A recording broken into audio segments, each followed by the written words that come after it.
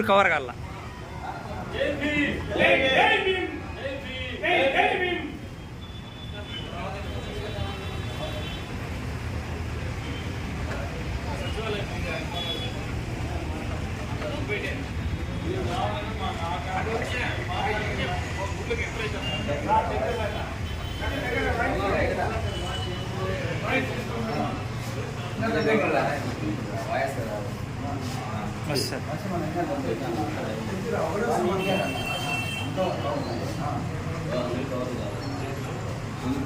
చేయి అర్థం వస్తుంది నరసింహన కొంచెం లెఫ్ట్ కొంచెం లెఫ్ట్గా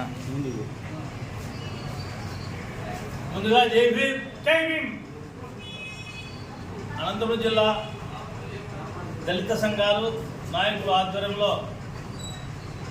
నిన్న జరిగినటువంటి పార్లమెంటు సమావేశంలో అంబేద్కర్ గారిని అవమానించడంపై నిరసన వ్యక్తం చేయదలిసి ఈరోజు ప్రెస్ మీట్ ఏర్పాటు చేయడం అనేది. ఈ ప్రెస్ మీట్ నందు వివిధ నాయకులు అందరూ కూడా పార్టిసిపేషన్ చేయడం జరిగింది.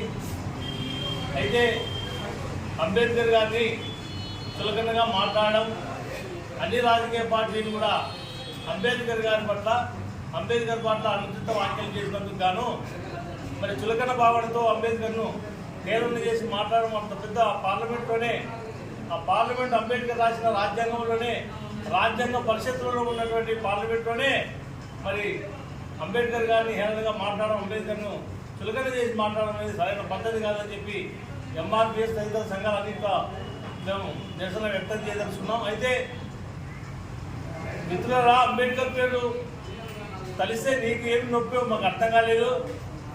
అంబేద్కర్ గారు మాకు ఏ దేవుడైతే మాకు సహాయం చేసినా లేదు తెలుసు, కానీ మాకు ప్రత్యక్షంగా సహాయం చేసి, ప్రత్యక్షంగా మాకు నీడను కల్పించి, ప్రత్యక్షంగా మేము మానవులము, మేము అందరితో పాటు సమానంగా ఉండాలనే ఒక ఆకాంక్షతోటి అడక్కనే వరమిచ్చినటువంటి భగవంతుడు మాకు బాబాసాహెబ్ అంబేద్కర్ గారు. చాలా మందికి ముక్కితే వరాలు ఇస్తాయేమో, మాకు ముక్కకనే మా జాతులు అణగారిన వర్గాలు అణగారిన పరిస్థితిలో ఉంది, అన్టచబిలిటీ ఉంది, తర్వాత వివక్షత ఎన్నో ఏళ్ళ నుంచి ఉంది.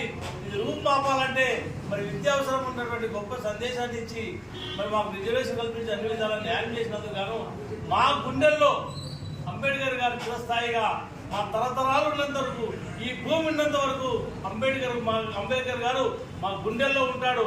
మా అంబేద్కర్ గారిని ఎవరైనా కానీ చిన్న చులకనే కానీ ఏదైనా మాట్లాడితే మేము సహించబోమని చెప్పి చెప్తున్నాం. ఏ పార్టీలైనా కావచ్చు, ఏ పార్టీలో ఉన్న రాజకీయ పార్టీలు కావచ్చు, అంబేద్కర్ గారిని చులకన భావంతో మాట్లాడితే మేము సహించే ప్రసక్తే లేదని చెప్పి తెలియజేస్తున్నాం.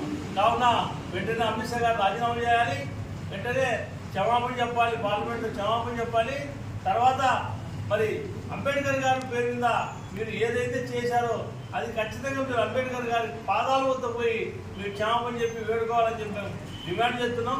అది లేకపోతే నిరోధికంగా మేము కూడా తలపెట్టే ఈ కార్యక్రమాలన్నింటికి కూడా మేము అండదండలు ఉండి అన్ని రాజకీయ పార్టీల్లో ఉన్న దళితులందరినీ ఏకం చేసి రేపు జరగబోయే కార్యక్రమాన్ని ఉధృతం చేసే అవకాశం ఉన్నాయని చెప్పి మేము తెలియజేస్తూ, మరి రేపు మాకు మేము అందరూ కూర్చొని ఒక కమిటీగా ఏర్పడి మీరు ముందుకు తీసుకువెళ్ళే పరిస్థితి ఉంది. కాబట్టి వెంటనే అందరూ గ్రహించి అంబేద్కర్ గారికి వద్దకు వెళ్ళి క్షమాపణ చెప్పేంత వదిలే ప్రసక్తి లేదని చెప్పి ఈ సందర్భంగా మేము తెలియజేస్తున్నాం.